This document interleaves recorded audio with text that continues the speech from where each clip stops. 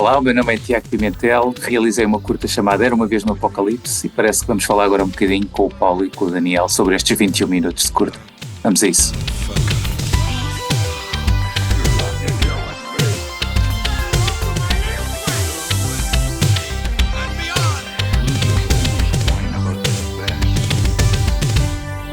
Uma cabana no meio da neve, um velho com um segredo e um visitante que bate à porta.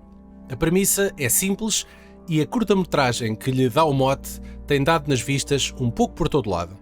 Depois da Comic Con de San Diego, do Fantasporto e do Motel X, chega a vez do VHS assistir a Era uma Vez no Apocalipse, do realizador Tiago Pimentel, que hoje também ele nos bateu à porta.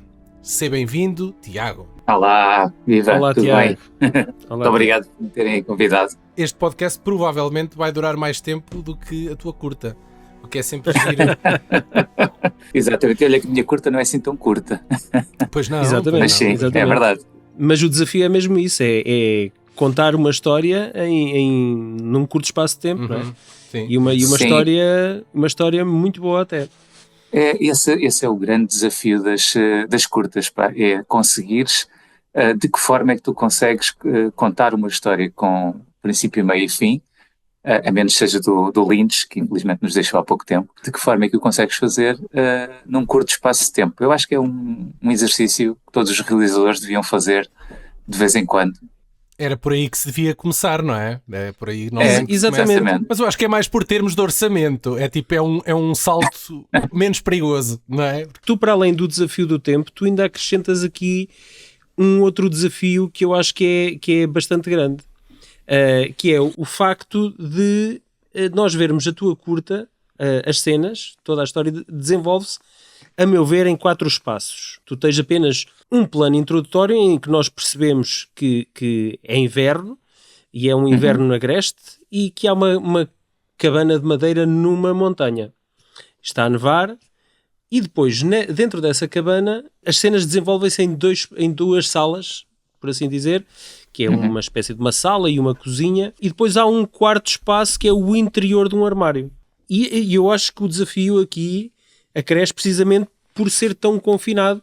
Esta história está muito confinada, nós só sabemos do que se passa no exterior através de uma rádio Exato. pirata que está Exatamente. a dizer-nos qual é o enquadramento desta história, onde é que aquelas personagens estão inseridas.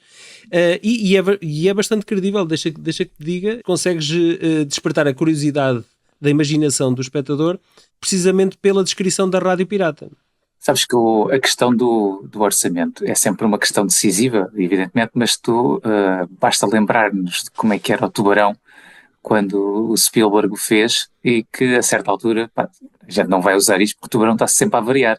Então, e não há orçamento para fazer um Tubarão credível que esteja aqui durante muito tempo. E de facto, o não mostrar, torná-lo mais enigmático, torna-o efetivamente mais assustador. E eu acho que é um desafio criativo quando tu não tens muito orçamento. De que forma é que tu consegues canalizar esse orçamento para o tornar efetivamente um valor de produção? Ou seja, todo o orçamento que tens é canalizado para aquilo que o espectador está a ver.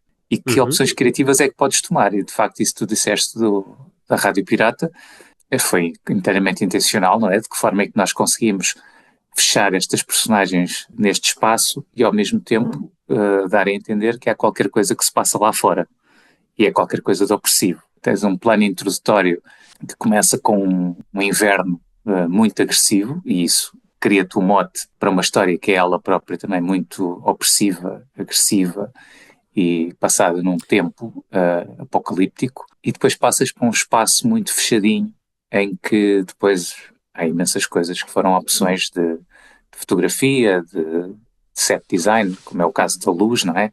Tens uma luz lá fora que é fria, azul, que não te deixa ver muito bem o que é que se passa lá fora, e depois cá dentro é tudo muito amarelinho e quentinho, para criar um bocadinho também essa distopia. Mas eu também senti que criaste ali um ambiente claustrofóbico. Isso foi intencional desde o início, esse ambiente claustrofóbico? Sim, completamente.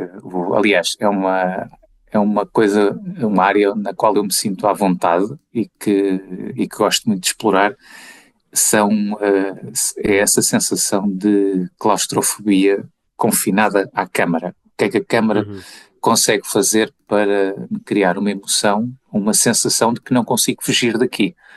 E isso é muito interessante, porque de facto estás num espaço, quer dizer, se olhas para o teu lado, estás num espaço completamente liberto e podes-te levantar e ir embora. Mas de que forma é que aquilo que tu estás a contar se estiveres no cinema, é uma tela relativamente grande, não é?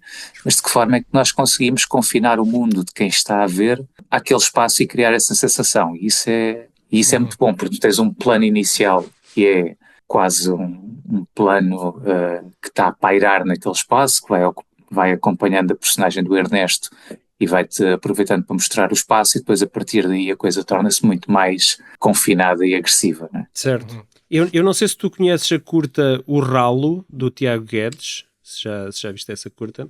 Mas é um pouco esse desafio, porque grande parte da ação passa-se de um personagem que está debaixo de um lava-louças e aquilo que nós vemos, que o espectador vê, é aquilo que o personagem consegue ver através dos furinhos do ralo. E, apesar de tudo, apesar dessa condicionante toda, é uma curta extremamente dinâmica e com imensas coisas a acontecer.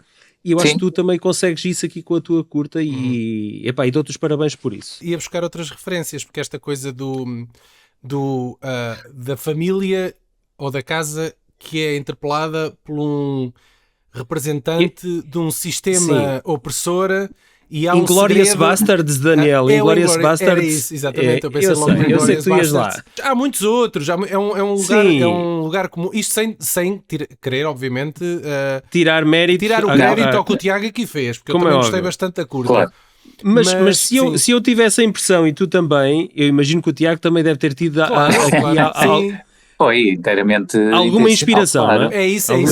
Tu tens sempre aqueles momentos que de cinema que te marcaram, não é?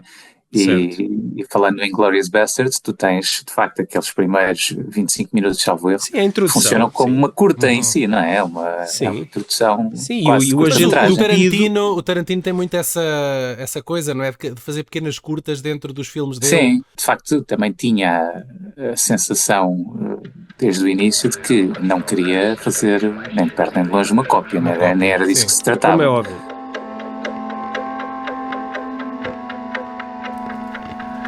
Mantém-nos afastados para não conseguirmos comunicar-nos com os outros. Vivo aqui sozinho? Eu próprio pude verificar aqueles rumores bizarros sobre os bebés. Só tinhas que ir buscar comida. E se alguém te viu, tens noção de... Eu tive medo. Num futuro pós-nuclear não muito distante, um homem vive isolado com a sua filha. A radiação afetou a sua família e os sobreviventes têm de roubar mantimentos para sobreviverem. Mas a Pigo, polícia do novo Estado, está no encalço de quem não é adepto de seguir regras. Ao fundo, numa rádio pirata, ouve-se uma mensagem de esperança, de que a radiação já se tenha dissipado. Mas o novo Estado quer perpetuar a ideia da radiação para controlar o povo. Será verdade ou mentira? Sabes que essa sinopse lembra-me agora aqui outra referência, que se calhar não Eu acho que eu sei o que é que tu vais dizer, Daniela. Highlander 2. Não, eu nunca vi o Highlander 2. Jura? Não, mentira. Mas também não estou a perder nada, não é? Estás a lenda, não é? Então, mas olha, estás e não estás. O filme é de facto um puzzle onde faltam peças. Oh, meu Deus. Então Pronto. é um puzzle, será sempre um Tiago, puzzle incompleto. Vamos estar agora uma hora a falar no Highlander 2. Espero que não. Mas aqui a questão... É uma coisa, eu vou muito pessoal para o Paulo. Muito pessoal. Mas agora eu vou explicar ao Tiago porquê. Só que em vez da radiação nuclear no Highlander 2, é a camada de ozono que desaparece, e para proteger a humanidade dos raios UV, há uma corporação que cria um escudo que cobre todo o planeta Terra e fica noite para sempre. E então todos os países do mundo ficam de alguma forma reféns desta corporação, porque têm que lhe pagar para manterem o escudo ativo. Isso é no Highlander 2? É no Highlander 2, sim. Não pensei que eles fossem tão longe depois do primeiro, mas pronto. E então eles lutam contra essa corporação, porque a corporação quer perpetuar a existência do escudo apenas para continuar a ter lucros. Pela cara do Tiago, ele nunca viu o Highlander 2. Ele nunca viu. Parece o princípio das sociedades capitalistas, não é? É sempre, não é? É um pouco isso. A minha referência é muito mais recente, é a série Silo, que está na Apple TV, que para quem não sabe, é uma comunidade essa também não vi. Vive dentro de uma cidade construída em profundidade, debaixo do solo, porque a Terra ficou, lá está, inundada com uma radiação perigosíssima. E esta comunidade já é a segunda ou terceira geração que vive debaixo da terra. Mas obviamente que há pessoas dentro desta comunidade que começam a desconfiar, e então é uma minissérie à volta deste conceito, que também é um lugar comum um bocado na ficção científica. Quando existe algum perigo iminente, alguma coisa que de facto as pessoas têm medo, existe depois o reverso, que é a possibilidade, por isso é que ser um governo, isto é uma conversa política, não é? Ser um governo democrático verdadeiramente exige essa responsabilidade, não é? De tu tomares conta das pessoas sem as controlares. E daí que, obviamente, na nossa curta, na nossa história, não se trata de um governo democrático, trata-se de um governo autoritário, não é? Que aproveitou este momento de descontrolo e de medo para criar ali um sistema de controlo muito apertado sobre a sua própria população. O próprio personagem diz que é uma solução bárbara, mas já não lembro exatamente das palavras, mas que dadas as circunstâncias é necessário, não é? É assim que ele diz. Bárbaro, ele diz bárbaro, eu sei, mas necessário. Necessário, exatamente. Acho isso muito bem, porque é escrever diálogo para um vilão, mas que seja convincente, que nós não tratemos o personagem como uma caricatura, que seja convincente nas suas palavras e nas suas ideias. Isso é uma das coisas que mais me preocupa, e sei que é o António também, que são, é tratar as personagens como se fossem estereótipos, sabes, rótulos, porque, hoje em dia, enfim, desde sempre, não é? Mas cada vez mais eu acho que é preciso mostrar às pessoas, e a narrativa e a ficção é uma ótima maneira de o fazer, mostrar que as coisas não são lineares, não é que tu não tens pessoas boas ou inerentemente boas, nem pessoas inerentemente más. Tu tens pessoas que são frutos de determinadas circunstâncias e em contextos diferentes a mesma pessoa pode ter um comportamento diferente, e tornar essas personagens interessantes faz parte, ou melhor, implica tu fugires daquilo que é linear e daquilo que é simples. Ou seja, se esta personagem é o meu vilão, vou tratá-lo como um antagonista, como uma pessoa que acredita naquilo que está a fazer e não simplesmente está ali para as pessoas não gostarem dele. E cada vez que estou a ver um filme e sinto que me estão a querer levar por um certo caminho e eu começo a ver os cordelinhos, é aí que eu sei que o filme, pelo menos comigo, já falhou. Acho que toda a gente viu a lista de Schindler, não é? Sim. Podemos falar sobre a personagem do Amon Goth, que é interpretada pelo Ralph Fiennes. Era, demoníaca. Era uma personagem que se diz demoníaca. E o Spielberg, a certa altura, disse, eu não posso fazer as coisas, retratar esta personagem assim, porque senão ninguém vai acreditar. Tenho de lhe dar aqui algum humanismo. Mas isso está certo, está sempre certo, porque o cinema não existe para mostrar a realidade como ela existe, acho eu. O humanismo ou fragilidade desse personagem, de alguma forma, foi o facto dele se apaixonar por uma judia, não é? E não saber lidar com isso. Lidar com isso. Exatamente. E eu acho que o cinema, evidentemente que existem pessoas, e na Alemanha nazi, obviamente que existiam pessoas que foram altamente corrompidas pelo poder e eram demónios na Terra, mas depois quando tu fazes um filme sobre isso, tens uma responsabilidade enquanto autor para contar uma história com personagens. E criar personagens é um bocadinho mais do que simplesmente filmar pessoas a ter conversas num café, não é? Porque senão era fácil.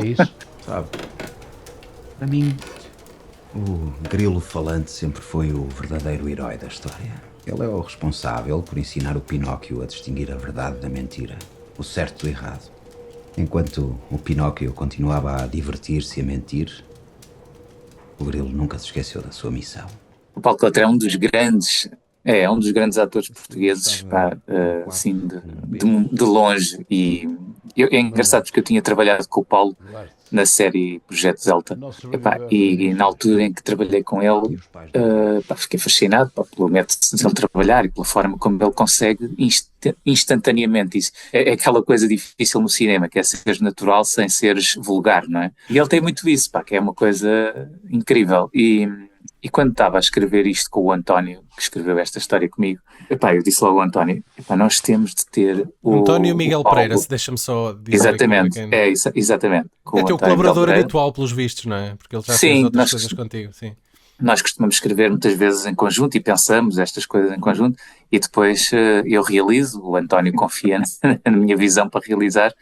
E então a coisa que eu disse logo ao António desde o início, o único ator português que eu me lembro capaz, não quer dizer que não haja outros, mas que eu me lembro que é capaz de fazer este papel como eu o vejo é o Paulo Calatré. E de facto, quer dizer, a partir do momento em que ele entrou e que foi vestido com aquelas fardas, quase que sentias que tinhas de fazer continência quando ele passava. Temos de falar no Sérgio Godinho, porque é o bom, não é? Certo. Claro, eu confesso, eu não sabia, eu sabia pouco ou nada sobre este filme. Vi-o na Opto, ficas a saber, Tiago, eu provavelmente sou a primeira pessoa que te está a dizer que viu o teu trabalho na Opto. Tens de ver o Projeto Delta também, então. O Projeto Delta está na Opto. Pois é, não vi o Projeto Delta. Comecei a ver a curta, eu sabia que a curta tinha estado em exibição no Tribeca. Pronto, que eu passei por lá no primeiro dia, soube que ela tinha lá estado a ser exibida. E depois eles disseram que as curtas que tiveram exibição no Tribeca estavam então na plataforma da Opto. Eu não sei se ainda está. Ainda está? Tá. E então depois vi na Opto e eu vi a curta toda e só quando nos créditos finais me aparece que é o Sérgio Godinho. Sim. Tu não o reconheceste? Não o reconheci, não sei se deve ser por causa da barba e por ele também já estar bastante conhecido. Ok, mas mesmo assim é reconhecível. Que eu tenho do Sérgio Godinho, não sei, imagino sempre mais novo. Sim. Mas não és o primeiro que me diz isso, sim. Quando falamos no nome dele, pensamos obviamente primeiro na música e só depois no trabalho dele como ator. Quero que me fales como é que foi trabalhar com ele. Ele é um performer, não é? Em primeiro lugar. Isto começou como? Eu e o António temos uma outra história que fomos, essa sim, apresentar ao Sérgio uns meses antes, não sei precisar, mas uns meses antes de termos começado a pensar sobre esta curta. Fomos até à casa do Sérgio, falámos um bocadinho com ele sobre o projeto, a tal longa-metragem que tínhamos pensado na altura, e depois fomos para casa, começámos a escrever, e depois deu-se a ideia de fazermos uma curta de terror. Mas depois, na altura, eu e o António até falámos e dissemos, porquê é que a gente não fala com o Sérgio Godinho para este papel do Ernesto? Era interessante, nós queremos trabalhar com ele e isto era uma ótima maneira também de, num ambiente controlado e para uma coisa de pequena duração, fazermos uma espécie de balão de ensaio. E eu costumo dizer isto cada vez que falo do Sérgio, porque obviamente o Sérgio é um dos meus heróis de sempre. A música dele acompanhou a minha vida sempre, desde o início, e costuma haver aquele ditado, não conheças os teus heróis, não é? Mas no caso do Sérgio não, é exatamente o contrário. Ele é uma pessoa absolutamente incrível, espetacular, que não tem de ter a generosidade que tem, nem a entrega, não digo entrega, mas aquela maneira de se submeter a determinadas experiências com esta idade, e não tem uma coisa a apontar. É uma pessoa absolutamente incrível. Sempre ao primeiro take, correu tudo bem. Sabes que eu não sou muito de primeiros takes, quer dizer, quando resulta. Mas gosto sempre de experimentar, se houver tempo. Há qualquer coisa no olhar dele que é interessante. Tu não sabes bem definir o que é, mas quando eu aponto uma câmara para o Sérgio Godinho, instintivamente tenho vontade de ver. E isso é uma coisa que tu sentes com alguns atores, alguns performers, e é algo que não se treina. Onde é que vocês filmaram isto? Isto não é um cenário. Olha, isto é uma casa mesmo. É uma casa. Isto foi em Albergaria à Velha, com o apoio da Câmara. A descrição do sítio fala em Albergaria, fala em Águeda. Exatamente. Na Rádio Pirata, não é? Exatamente, é isso mesmo. Se bem que eu não sei onde é que há uma montanha daquelas com neve assim ali, não há, não é? Temos de falar com o nosso VFX artist. Pois, entusiasmou-se, né? Criou-se demasiado. Exatamente. A neve advém de alguma coisa não explicada no filme ou aquilo é suposto retratar um inverno rigoroso em Portugal? Não, tem a ver com eu não sei se repararam no início as legendas a dizerem inverno nuclear, a definição de inverno nuclear. Há quem diga que não, mas teoriza-se que se uma guerra nuclear a nível mundial for disputada, as poeiras e as radiações e tudo mais criaria uma barreira para os raios solares e isso fazia com que as temperaturas baixassem e se criasse o tal inverno nuclear durante, não sei se são 10 anos ou coisa assim do género. Uma pessoa que também é uma pessoa que convém mencionar, que nos fez aqui a parte toda do guarda-roupa e do production design. Pois eu vi, o Luís Sequeira, pá. O grande Luís Sequeira. Ex-convidado do nosso podcast, nós já falámos com ele. E nomeado 2 vezes para Oscar e 2 vezes para BAFTA. Sim, nós na altura fizemos um episódio sobre o Shape of Water, do Guilherme Del Toro, que estava nomeado na altura, e conversámos com ele poucos dias antes de ele ir à cerimónia. Não ganhou, mas estava em vias. Não, mas ele é uma pessoa espetacular também, uma pessoa incrível, mas ele tem ligações à albergaria, ele tem uma casa lá. E foi muito através dele, também proporcionado pela conversa dele com o presidente, com o Delfim Bismarck, que foi possível filmarmos a curta em albergaria e tivemos todo o apoio do município. Aliás, sem o apoio do município, aquilo não seria possível, claro. Era giro, era nós estarmos a gravar este podcast dentro da mesma casa. Exatamente. Eu reunia-me muitas vezes com ele à hora do almoço dele. Portanto, cá era, porque ele estava nos Estados Unidos a trabalhar no IT, na série.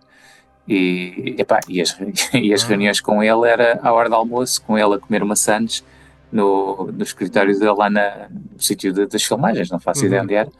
Mas termos as nossas conversas ali enquanto ele estava na hora do almoço. Enquanto está ele a fazer uma mega produção de Hollywood, estava a negociar com vocês uma curta em Albergaria à Velha, já viste? Completamente. Eu acho que é óbvio o toque de fábula que esta curta tem, e isso para mim era importante.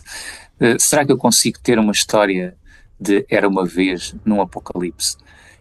E isto é uma história que obviamente toca em coisas, em temas muito, muito importantes, muito fraturantes, como é o caso da maternidade, do luto e desses temas assim um bocadinho mais negros, sobretudo num ambiente já de si opressivo. E eu acho que para quem vir a curta, eu chamava a atenção do último plano, porque o último plano para mim define bem aquilo que eu queria ilustrar, a minha fábula naquele apocalipse. O meu Era uma Vez no Apocalipse, que é aquele sorriso ensanguentado, e mais não digo. Achei engraçado o facto de mencionares que gostavas de contar uma fábula, uma história de uma Era uma Vez dentro desta tua curta, e tu vais buscar uma referência, que é a referência ao Pinóquio, cujo a silhueta está no cartaz do filme. E que eu antes de ver a tua curta não percebi o significado. Pois olha, eu também não. E eu só depois de ver a tua curta... eu parecia-me sempre a estaca, e é o que é suposto insinuar, não é? A estaca... Sim. Não, mas aquilo é o nariz do Pinóquio, Sim. É como quiseres ver, não é? É uma mulher nova ou uma mulher velha? Sim. É tipo isso, não é? Aquela imagem. Uma mancha de rochares. Mas funciona muito bem e acho que ganha mais significado precisamente após vermos a curta. E tu tens esse momento, não é? Que também não vamos fazer spoiler, mas que é projetado na parede a sombra dele. Caros ouvintes, vamos fazer aqui um intervalo, porque o Paulo ficou saudoso em relação ao filme do Predador, não é? É verdade. E decidiu trazer de volta uma rubrica a qual que já não fazíamos há muito tempo, chamada Errar é Humano, dedicada a escarafunchar os erros da sétima arte, e tu descobriste há um erro que te está aí atravessado como uma pedra no sapato desde a tua infância. É verdade, e é daqueles erros que depois de tu o veres já não consegues desver, não é? Desver. Já paguei pelo meu pecado, diz que estou perdoada, dá-me de volta o teu amor.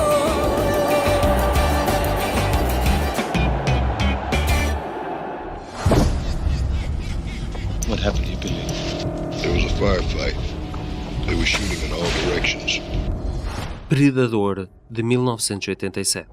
É um dos filmes mais icónicos do género de ação e ficção científica, originando várias sequelas e spin-offs.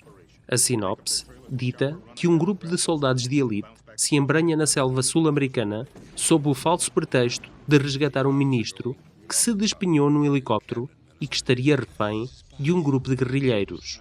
Somos alertados para o fator sci-fi logo no início do filme, quando vemos uma nave espacial a lançar uma cápsula em direção à Terra. Mas só 40 minutos depois, é que assistimos a um vislumbre de um alienígena camuflado. O clima de tensão vai aumentando à medida que vão encontrando corpos de soldados esfolados e percebem que há algo mais para além das árvores. Algo que os vigia e persegue. Um predador que lhes quer dar caça e, como o personagem do Billy diz, There's something out there waiting for us. And it ain't no man. todo o elenco de secundários é bastante sólido e a química assente em testosterona é bastante funcional. Carl Weathers é o agente da CIA que passa o seu tempo a afiar lápis atrás da secretária. Bill Duke é o boina verde que come escorpiões ao pequeno almoço. Jesse Ventura tem um ego do tamanho do Everest e nas horas vagas é um Goddamn sexual Tyrannosaurus! Sonny Landham não tem medo de nenhum homem e tem um sexto sentido de fazer inveja a qualquer gaja. Billy! Billy! The other day, I was going down to my girlfriend. I said to her, "Jeez, you got a big pussy. Jeez, you got a big pussy." She said, "Why did you say that twice?" I said I didn't. See, it's because of the echo. Where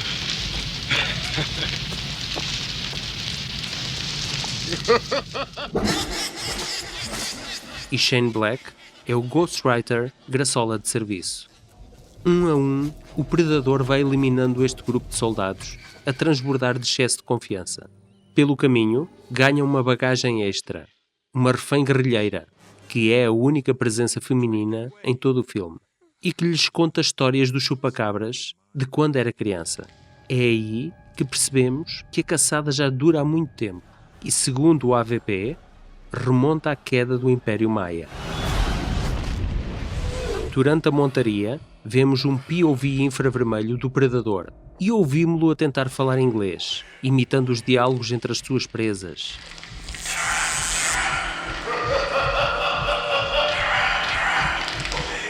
Cada vez mais embrenhados na selva, o grupo de elite faz a mais incrível e desnecessária demonstração de poderio bélico, onde dizimam uma floresta inteira.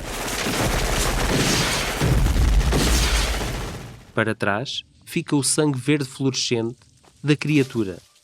E isso só pode significar uma coisa. If it bleeds, we can kill it. Durante toda a sua carreira, Arnie colecionou vários one-liners reconhecíveis do grande público. E em Predador são aos magotes. Stick around. Get to the chopper! Come on. Do it! Do it! O que talvez não seja do conhecimento geral é que Van Damme também entrou em modo predador, como o homem dentro do fato do monstro. Pois é, mas a coisa não correu assim tão bem. O Sr. Músculos de Bruxelas estava constantemente a desmaiar dentro do fato original, cor-de-rosa choque.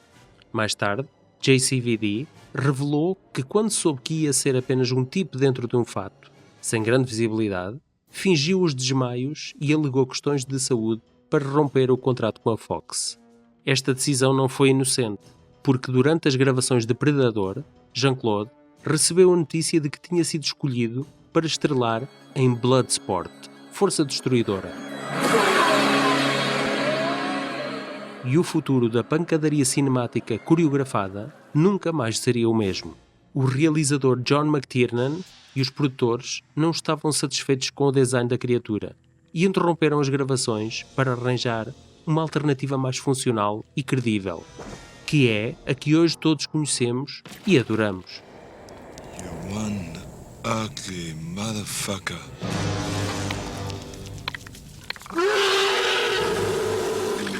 Contudo, ainda é possível ver Van Damme em duas cenas em que fez trabalho de duplo.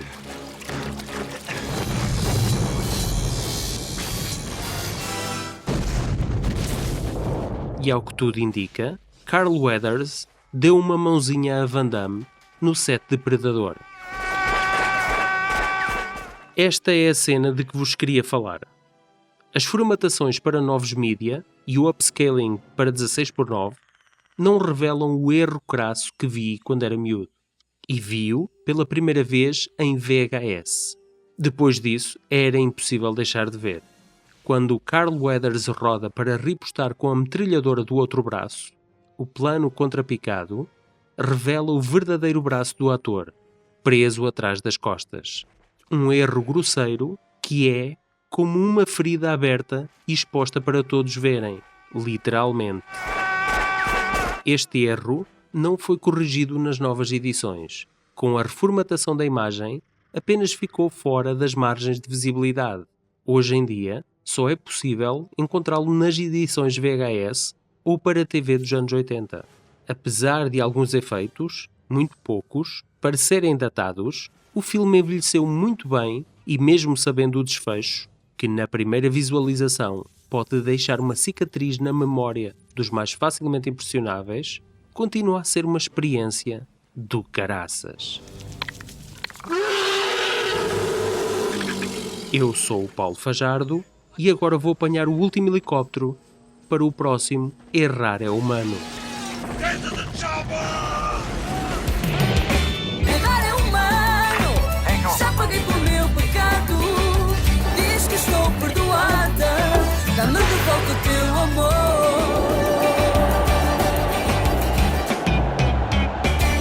Em relação às tuas curtas, o Double Date e o Inside, que também têm um elenco de 3 atores. Por acaso tens razão. Então isto não foi uma coisa intencional. Pela tua reação não foi uma coisa intencional. Sabes que eu fiz entre o Inside e agora esta, do Apocalipse, fiz uma que só entro eu, que foi em plena pandemia, em pleno confinamento. Decidi, tenho de fazer qualquer coisa. E ninguém podia sair à rua, não é? Por motivos óbvios. Mas então, vou pegar na minha câmara, nas minhas luzes e vou eu fazer um filme em minha casa. Chama-se A Máscara dos Porcos, estreou no Motel X, teve também no Caminhos do Cinema Português. É um filme de terror, sim, mas que pretende, porque eu depois faço sempre filmes de terror com uma mensagem política de alguma maneira, mesmo que comece por não ser, acaba sempre por ser.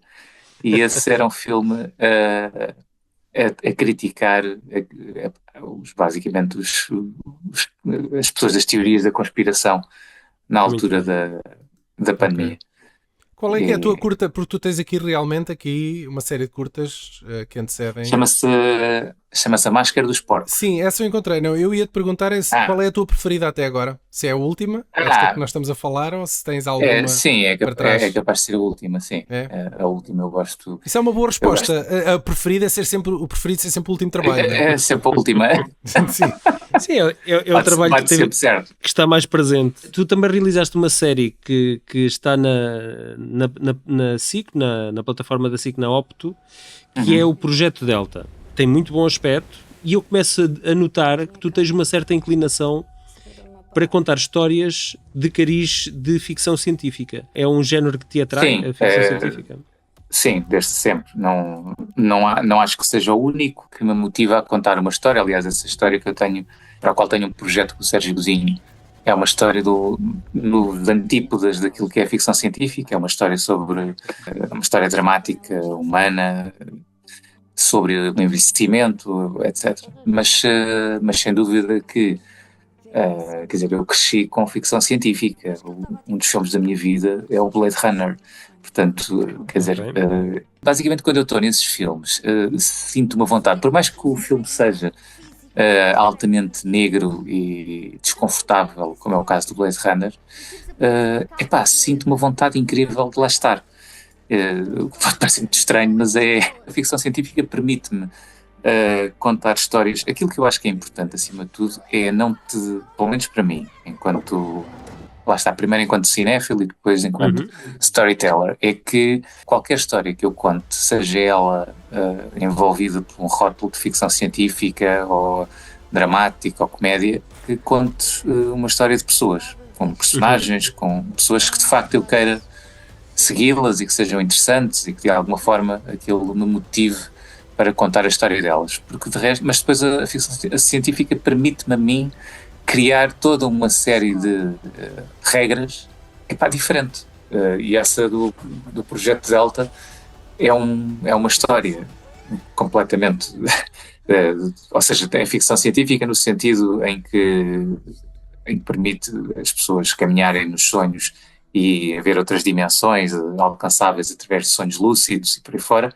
mas é uma história real de miúdos, enfim, nos seus 20 e poucos anos, que se perderam algures na sua transição para a idade adulta e que se refugiam nos jogos e nas bandas desenhadas e noutros interesses mais marginais para poderem conviver naquele limbo entre a adolescência e a idade adulta. Pá, foi das coisas que mais me atraiu e cativou nessa história. São 8 episódios escritos e realizados por ti, portanto é provavelmente o teu projeto mais ambicioso e que mais tempo. Sim, por mim, provavelmente. Pelo António e pelo Gui. Fomos os 3 autores desta loucura. E eu estou bastante curioso porque eu fiquei bastante intrigado com as sinopses dos episódios e com as imagens que vi, deixou-me realmente bastante intrigado. Isto passou em televisão ou está só mesmo no Não, streaming? Isto foi direto para o Ok. Tiago, a tua curta tem aqui o prémio para melhor ator para o Sérgio Godinho no Festival Avanca em 2024 e o prémio Cineastas com menos de 30 anos para Tiago Pimentel, que é para ti. Cineastas com menos de 30 anos é um prémio muito específico, não é? Sim. Não, o filme ganhou também o prémio Avanca, que para a melhor curta-metragem. Esse prémio de cineastas com menos de 30 anos, eu depois cheguei a responder e dizer, atenção que eu não tenho menos de 30 anos, mas se calhar é menos de 30 anos de carreira. Portanto, se calhar, pois, eu estava assim a pensar. É possível que seja isso. Não sei, menos de 30 anos de carreira, ter uma carreira com 30 anos, quem começar aos 30... Eles quiseram premiar-te de alguma maneira e deram-te o prémio e pensaram, ninguém se vai queixar. Deem o prémio ao homem. Exatamente. Ele aparenta ser bem mais jovem. Exatamente. Eu acho que é isso. Exato. Tranquilo, nós não vamos dizer nada a ninguém. Onde é que as pessoas podem ver esta tua curta do Era Uma Vez no Apocalipse e outras curtas tuas, onde é que elas estão acessíveis ao público? Quem tiver ficado com curiosidade de saber mais sobre o teu trabalho. Boa, então, esta curta, como está ainda no percurso de festivais, não está ainda aberta. Está disponível na Opto, por acordo também com o Festival do Tribeca, mas todas as outras tenho uma conta no Vimeo, que é Tiago J. Pimentel, e tem lá as minhas curtas e o meu trabalho. Para descobrir, lá exposto, exatamente. Vimeo.com/Tiago J. Pimentel. Metam um J, não façam como nós, que depois vão parar a um tipo do Brasil que também se chama Tiago Pimentel. Portanto, metam um J. Eu gostei imenso da tua curta, acho que o Paulo também. Também, obrigado. Vamos ficar atentos a ver o que é que vai acontecer daqui para a frente. Sim, deixem-me lançar aqui uma... Força. Isto é uma coisa ainda muito no ar, mas temos uma produtora americana que nos pediu um guião de longa-metragem desta curta. Como é que seria uma longa-metragem? Então aí tinhas que expandir este mundo, não é? Tinhas que expandir este mundo, tens que sair para além da cabana. Olha, coloca a ação novamente em Albergaria Velha. Exato. Eu e o Paulo, eu sou da Anadia, embora esteja a morar em Lisboa, o Paulo mora na Mealhada. Se vocês estiverem ali se precisares de extras, nós de extras, teríamos todo o gosto em aparecer lá. Era giro. Mas sabes que já estamos sem dúvida, claro, eu aviso logo, imediatamente. Mas pronto, estamos no processo de escrita do guião. Espero que isto vá para a frente. Era muito giro. Claro, mas isso provavelmente vai depois será adaptado com atores americanos e num background americano, como é óbvio. Pois.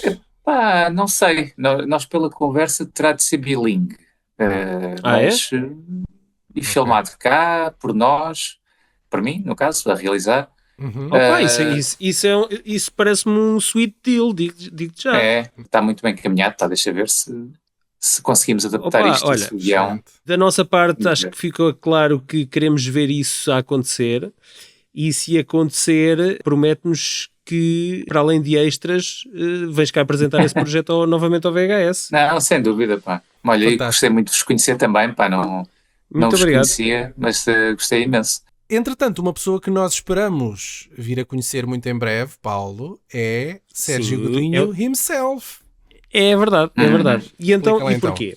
Porque o Era Uma Vez no Apocalipse vai poder ser visto em Cantanhede, no dia 8 de fevereiro, em antecedência ao filme Os Demónios de Alcácer Quibir, realizado por José Fonseca e Costa em 1976, ambos com o Sérgio Godinho no elenco. Double feature com Sérgio Godinho. É verdade. E esta exibição terá lugar às 17 horas no Centro Paroquial de São Pedro e está inserida nas sessões Quarta Clássica, uma iniciativa do Cineclube Bairrada, em parceria com a Lúcia Lima Associação Cultural e com o município de Cantanhede. E nós, VHS, vamos lá estar para gravar um episódio ao vivo com o Sérgio Godinho. Carago. Além de tudo isto, a entrada é livre, mas cada um dá o que quer para apoiar a continuação destas Tem uma caixinha de... É verdade. Esmolas de contribuições. De contribuições, Daniel, contribuições. É por uma boa causa. Então, Era Uma Vez no Apocalipse, seguido de Os Demónios de Alcácer Quibir. E a seguir, não se levantem, não tirem os cruz da gravação cadeira. de episódio ao vivo VHS com Sérgio Godinho. Pá, eu estou entusiasmado. Apareçam. Estou ansioso pelo dia 8 de fevereiro, não é? Apareçam porque também vamos passar o microfone ao público. Não sei, eu posso ficar com sede de poder e não passar o microfone a ninguém. Isto é um sábado às 5 da tarde em Cantanhede. Tiago, olha, muito obrigado, foi um prazer e havemos-nos ver em breve. Obrigado, eu. Obrigadíssimo aos dois. Obrigado por tudo. Um prazer. Um grande abraço.